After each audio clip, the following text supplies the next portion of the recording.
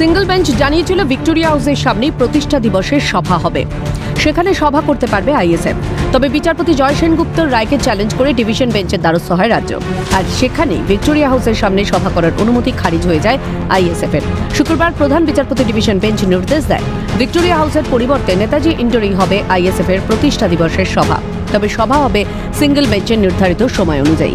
আর আদালতের এই নির্দেশের পরেই শুরু হয়েছে রাজনৈতিক জলখোলা। মতান্তরে চর্চায় এই মুহূর্তে আইএসএফ সভার এই রায়। এর দায় যদিও প্রশাসনের ওপরেই চাপান সিপিএম নেতা সুজন চক্রবর্তী। বলেন, এটা প্রশাসনের সুনিশ্চিত করা উচিত ছিল। এটা তো কোনো সাধারণ বুদ্ধি বিবেচনায় আসে না। যেখানে তৃণমূল সভা করতে পারবে সেখানে তৃণমূল ছাড়া কাউকেই সভার অনুমতি দেবে না, এটা তো বেঠিক। প্রশাসনেরই এটা দায়িত্ব ছিল নিশ্চিত করা যে ভিক্টোরিয়াতে যেখানে তৃণমূল সভা করে সেখানে অন্যরাও সভা করতে পারবে। আমরা বারবার বলেছি ওই জায়গাটা জনবহুল। হাইকোর্টের এই রায় সত্যিই দেখার মতো। হাইকোর্টের রায়কে মান্যতা তৃণমূল মুখপাত্র কুণাল ঘোষের। আজকে কলকাতা হাইকোর্ট মহামান্য প্রধান বিচারপতির ডিভিশন বেঞ্চ যেভাবে আইএসএফ এর ধর্মতলায় ভিক্টোরিয়া হাউসের সামনে সভা খারিজ করে দিয়েছেন, এটা কিন্তু দেখার মতো। আমরা বারবার বলছি যে ওই জায়গাটা জনবহুল জায়গা, মানুষের অসুবিধা হয়, কিন্তু তৃণমূল বছরে মাত্র একটা দিন মানুষের কাছে ক্ষমা চেয়ে নিয়ে ওখানে সভা করে। তার কারণ ওখানে একটি স্থান মাহাত্ম্য আছে। ভিক্টোরিয়া হাউসের সামনেটা কোনো প্রথা মাফিক মিটিং মিছিলের জায়গা নয়। তৃণমূলের ঘটনা ব্যতিক্রমী। আইএসএফ এর সভায় হাইকোর্টের রায় নিয়ে মন্তব্য তৃণমূল সাংসদ শান্তনু সেনের। বিজেপি জোর করে সেখানে সভা করতে চাইলো। এখন দেখছি বিজেপির মদতপুষ্ট তাদের টাকায় যারা পরিচালিত হয়, যারা বিজেপির নির্দেশে এই বাংলায় ভোট বিভাজনের রাজনীতি করে, তারাও সেখানে সভা করতে চাইছে।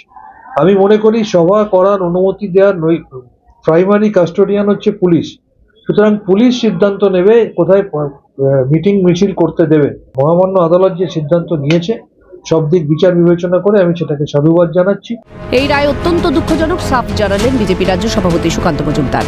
দেখুন, অত্যন্ত দুঃখজনক রায়। কারণ আমার মনে হয় গণতান্ত্রিক দেশে যে কোনো রাজনৈতিক দল যেখানে অন্যান্য রাজনৈতিক দল সভা করতে পারে, সেখানে গণতান্ত্রিক দেশে অন্য রাজনৈতিক দল বা বিরোধী দলও সভা করতে পারে বলে আমার মনে হয়। এবার কোর্টের রায় আমরা তো করতে পারবো না, মানে তাকে দূরচাই করে উড়িয়ে দিতে পারবো না, মানতে হবে। আদালতের রায় মেনে নিয়েও বলবো এটা অন্যায় হলো। ভিক্টোরিয়া হাউসের সামনে সভা করার অধিকার সব রাজনৈতিক দলের আছে। এভাবেই ভিন্ন রাজনৈতিক দলের সভার ক্ষেত্রেও আদালতের রায়ে দুঃখ প্রকাশ বিরোধী দলনেতা শুভেন্দু অধিকারীর। এই কোর্টের জাজমেন্টকে স্বাগত জানানো যায় না। কোর্টের জাজমেন্ট মেনে নিয়েও বলবো এটা অন্যায় হলো। যে ভিক্টোরিয়া হাউসের সামনে তৃণমূল 21শে জুলাই সভা করে এবং আমরাও হাইকোর্টের মাধ্যমে 29 তারিখে সভা করেছি নভেম্বরে, সেখানে আইএসএফ কেন যে কোনো রাজনৈতিক দলের সভা করার অধিকার রয়েছে শৃঙ্খলা মেনে, নিয়ম মেনে। 21শে জুলাই যদি তৃণমূলের নির্দিষ্ট দিন হয়ে থাকে, 21 তারিখ, আগামী 21 তারিখ 21শে জানুয়ারিও আইএসএফ এর তাদের মতের সঙ্গে আমাদের মিল নেই। তারা ভিন্ন মেরুর লোক, তাদের রাজনীতিকে আমরা সমর্থন করি না, তাদের এজেন্ডাকে আমরা সাপোর্ট করি না, তাদের সঙ্গে আমাদের রাজনৈতিক লড়াই।